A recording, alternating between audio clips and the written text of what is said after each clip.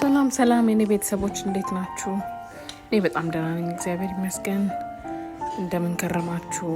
መልካም ሰንበት ለሁላችሁም ይሁን፣ መልካም ቅዳሜ እያልኩኝ ዛሬ እንግዲህ አሪፍ የቁርስ አይዲያ ይዤላችሁ መጥቻለሁ። ይሄው እንደምታዩት አቮካዶ እንደዚህ አውጥቻለሁ። ያው አቮካዶ ቶስት ለማዘጋጀት ማለት ነው። ያዘጋጀሁት አቮካዶ ላይ እንደዚህ ጨው ጨምሬ ይሄው እንደዚህ አድርጌ ፈጭቼዋለሁ።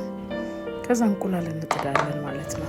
ለቶስታችን የሚሆነንን እንቁላላችን ሲበስል በመጥበሻ ላይ ዘይት እናደርግና ካጋልነው በኋላ ዳቦአችንን ቶስት እናደርጋለን። ግን ዳቦውን ቶስት ለማድረግ ቶስተር ያላችሁ ሰዎች ቶስተር መጠቀም ትችላላችሁ። የሌላችሁ ደግሞ ዘይት አድርጋችሁ እንደዚህ በትንሹ አግላችሁ ቶስት ማድረግ ትችላላችሁ ማለት ነው። እንግዲህ እንቁላላችን አሁን ደርሶልናል፣ በስሏል። ይሄው እንደምታዩት እየላጥኩኝ ነው። እሱንም ደግሞ ልጠን ካዘጋጀን በኋላ ጨፍለቅ እናደርግና እንደዚህ በትንንሹ በሹካ አድርገን እንቆራርጧለን ማለት ነው። ላዩ ላይ ደግሞ እንግዲህ በትንሹ ጨው እንጨምራለን። ጨው ማንፈልግ ሰዎች ጨው የማይፈልጉ ሰዎች ደግሞ በባዶ መጠቀም ይችላሉ።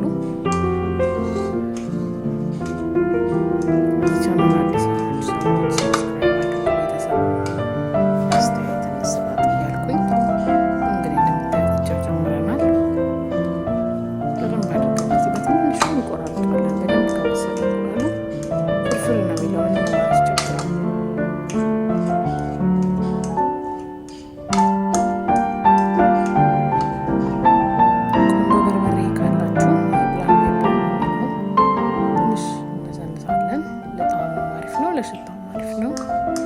ሳይበዛ እንዳያቃጥል አድርጋችሁ እናሰንሳለን ማለት ነው። እንግዲህ እንደምታዩት ዳቦ ቶስቶ ወጥቷል። እንቁላሉም አቮካዶም ሬዲ ነው።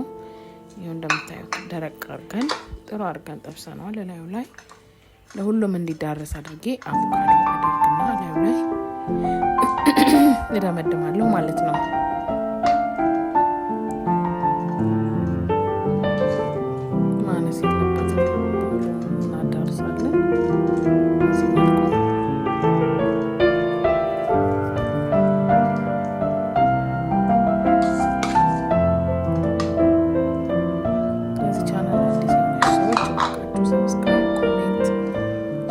ላይክ ማድረግ እንዳትረሱ። ቤተሰብ ማበረታታችሁን ቀጥሉ እላለሁ።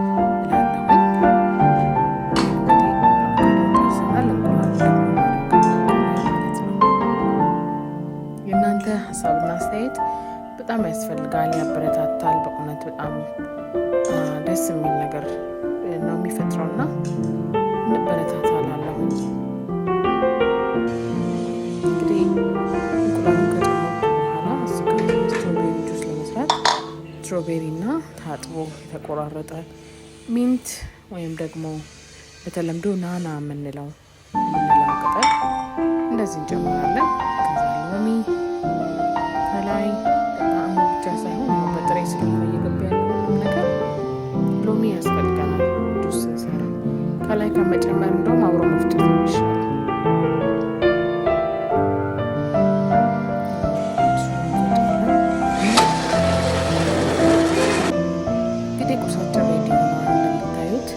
ሌላ ነገር አልጨመርኩም። አቮካዶና የተቀቀለ እንቁላል አድርገን አቮካዶ ቶስታችን ሬዲ ሆኗል።